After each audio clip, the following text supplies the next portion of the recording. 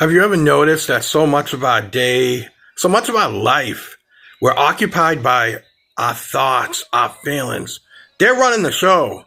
They're dictating our behaviors. We often react to situations in ways that we will regret later, that lead us dwelling into the past and then anxious in the future. Our thoughts and feelings are in many ways controlling us. So what are some things we can do to break free from that control? One of the things that I've recently discovered within myself is that when we look at our thoughts and feelings like children, it allows us to gather a little space between ourselves and our thoughts and feelings. And if we look at them as children, if it's those nagging thoughts that just keep circling around over and over and over and over and over again, we can relate that to childlike behavior, and how would we want to respond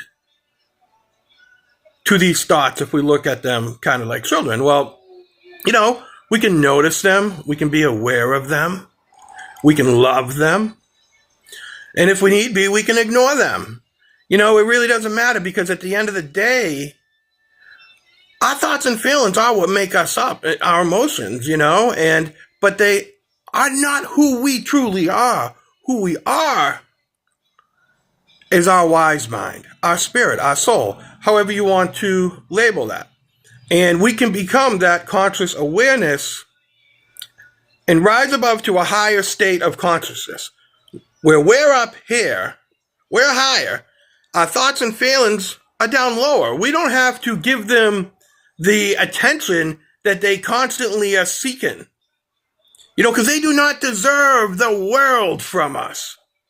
We deserve to live a life according to our values and who we truly are.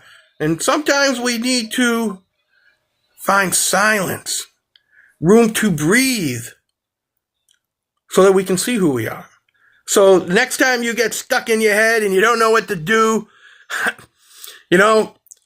think of a kid running around on a jungle gym going crazy, those are your thoughts. Those are your thoughts. Those are your feelings. And then, thoughts you cannot control. Feelings are not facts.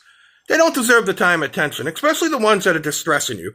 If you are getting a lot of distress from your thoughts and feelings, use your wise mind.